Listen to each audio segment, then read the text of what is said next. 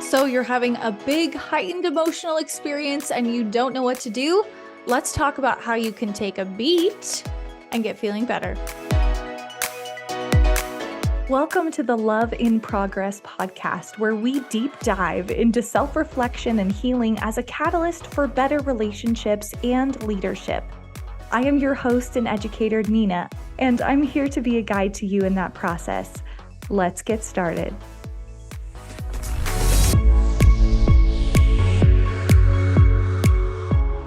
So on the podcast today, I want to help you when you're in this stressful situation, realizing that you've got some big heightened emotions, or you're supporting a child or a partner that has big heightened emotions, and you need some coping skills. Let's jump into my favorite tactic I like to call beat. And you may have heard me talk about this before, where I will mention, hey, let's take a beat. It's actually intentional. It is an acronym that I'm going to walk you through today because listen, emotions are not the enemy. They never have been. I hope they never will be. Emotions are just information about how we are interpreting the world around us. And an emotional experience is something that we can just anticipate to have in our humanness. There's nothing wrong with it because it is normal and human. There's going to be ones that are going to be more fun to experience, and there's going to be ones that maybe are not as much fun to experience. So what do you do if you're in the thick of it? Big emotions for yourself or for the people you're supporting? Let's talk about it. Take a beat. This is my very favorite tactic in helping you to literally utilize research-based tactics to help decrease the stress response in your body and to make deliberate, thought-based, intentional choices, not just responsive to those emotions. So B is breathe. And I literally want you to stop, drop, and breathe. Why do we do that? When we drop to the ground, we're able to take away the flightiness, the expansiveness, the out of controlness, and literally come down to solid earth to be able to help us with grounding with the room that we're in. If you're outside, even better to get to the ground, but literally stopping, dropping everything that you're doing, including the thought, the activity, the exchange that you're having, and just focus on your breathing. Box breaths are really easy to do. So that would just be a simple inhaling 4, hold for 4, and exhaling for 8. Really easy. We're just looking to extend the breath, increase the oxygenation to the mind, and help to settle the body. Breath is such a powerful thing in helping you to manage emotions, by the way. And it's so cool because it's going to activate that prefrontal cortex, your thinking brain, and help give oxygen, an increase of nitric oxide in the body, which is literally what your cells use to repair. So not only are we helping the brain, but we're activating the whole body to get online. And listen, when I am in the throes of a big heightened emotion, I know that my breathing becomes more shallow. I know that my heart rate increases. I know that my blood pressure goes up. And so the cool thing about breathing is that it takes us out of that physiological response and back into a more intentional one. So even if you just do this, you're going to have a more deliberate response in those heightened emotional experiences. Now listen, you can stick there and breathe for a hot minute, as long as you need to be able to help calm that nervous system down. That fight or flight response will respond very effectively to breathing if we can pair it with something else really powerful. And that's what E is, which is eliminate mind chatter, specifically the spiral thoughts, the ones that are defensive, angry, anxiety, worry. All of those are typically emotions that have with them a lot of mind chatter. Oh, I wish they wouldn't have done that. Oh, shoot, I wish I wouldn't have done that.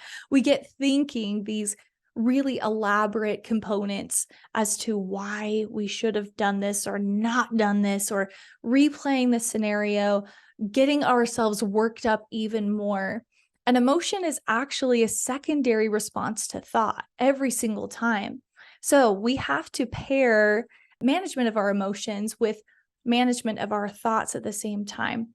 So this is the time to eliminate that mind chatter, really just stop it. Just stop the spiral, which I think is sometimes our biggest challenge, but pairing it with breathing, woo, that will give you the intentionality that I really know can help with that mind chatter.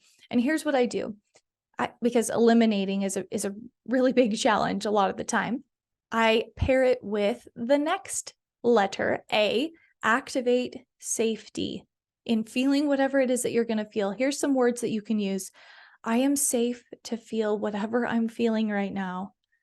Control lies in my focus, not in this external situation. I am creating intention. I am safe to feel. And if you are like me, potentially you're healing some of these old wounds around shame in certain emotions. And so being that self-parent right then in that moment to say, you're safe, little one. It's okay to feel anger. It's okay to feel defensive. It's okay to feel anxiety. That is going to be a powerful element to helping you to actually feel the emotions without this spiraling emotional response paired with it. So quick recap here. We're going to stop, drop, and breathe. Literally drop to the ground and practice some box breaths. Just deepening that breath, increasing our nitric oxide, increasing our thoughtfulness. Then we're going to eliminate mind chatter. Stop the spiral of defensiveness, anxiety, worry, or anger, and activate safety in feeling. That's the A. I am safe to feel. Whatever I'm feeling right now is okay. Control lies in my focus, and my focus is acceptance. That's so powerful, especially together. And then here is where the processing happens. This is so powerful when you take a beat this way. T is talk, specifically positive self-talk. So we're trying to come back into ourselves and say, okay, what I'm feeling right now is anger, defensiveness in this situation.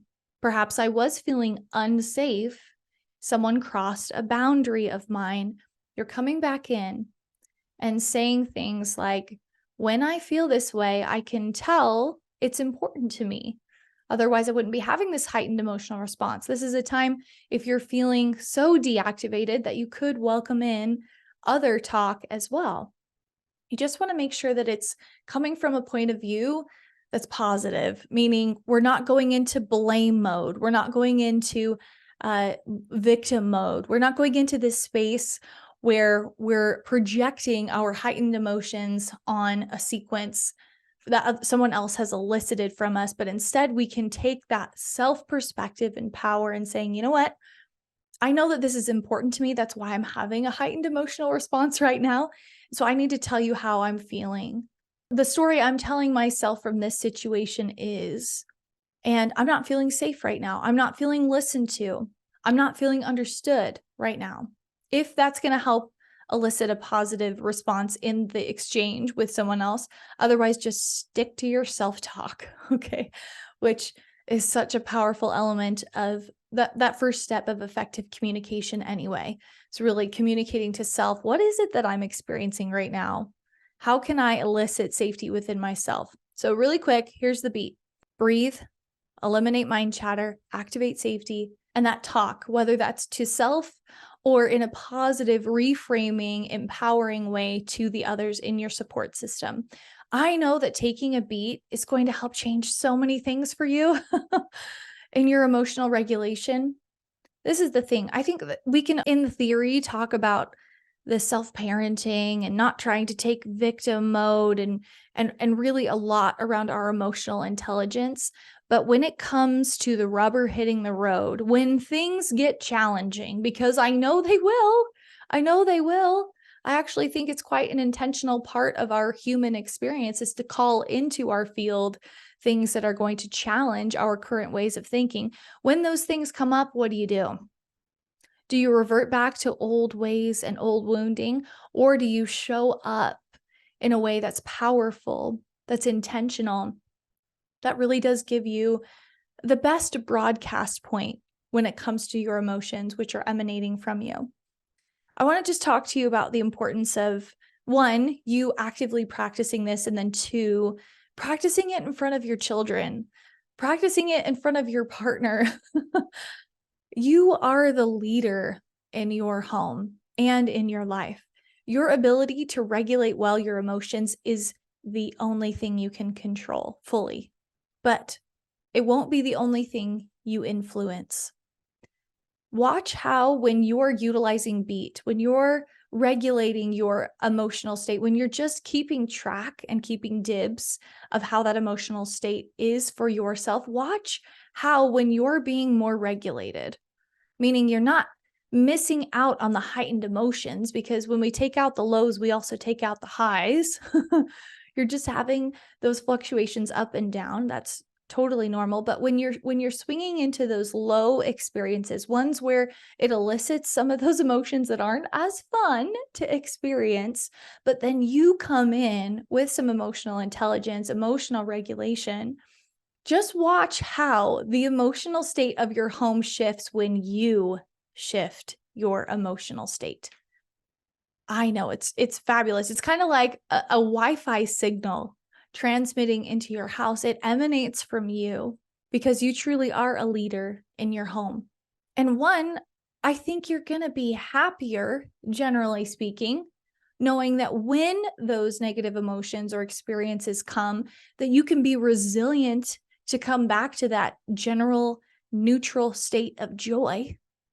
But two, how cool will that be for the people in your environment to know that even if you have a challenge, even if we have a situation where you are going to have a heightened emotional response, that they know that they're not going to be in the line of fire, that they can trust that you're going to get yourself back in order in a way that's not going to do damage to yourself and to others. Think about that. Whew. I think that would really shift a lot in the home for sure. This is what I want to just end with. Emotions can be powerful teachers as to what we value. And when we have those emotions that we typically label as negative emotions, I try to not label them that way, but ones that are just a little bit more uncomfortable, we have an opportunity to understand further some areas that need some healing, or some areas that are just important to us that have been neglected or hurt. So emotions truly are teachers. They bring a lesson back to us of a positive way that we can move forward, whether that's having better clarity around what we believe or around an area that needs a little bit of attention and healing. So I want you, as a challenge today, to practice taking a beat whenever you need it, to get so familiar with it that you can practice it even without the reminders, that your family can see you utilizing it, and that you can teach your family members how to do the same. And I would be pretty dang surprised if things didn't shift in the emotional state in your home. It's all about living and responding intentionally, especially as we intentionally respond with compassion towards this underlying belief or unmet expectation. That's a big part of what we're doing here in this podcast, and I hope in your overall healing journey, is being intentional. Realizing that you do not have to live a life of responsiveness to your surroundings, but you can look at it and say, wow, this is a cool chance for me to practice my coping skills, and it's not going to lay me out, not like it used to. I'm going to be the one who's in charge of my emotional state, and I'm going to protect the things and the people that I love most because I'm dang good at it. I'm dang good at regulating those emotions. So I'm really excited to hear how you practice taking a beat in your life and with your family. And as usual, remember that these skills and tactics are a key part of you living your best life, living really well and joyously. And that's what I want for you, to help you live well, look well, be well. I'm rooting for you, and I will see you next time.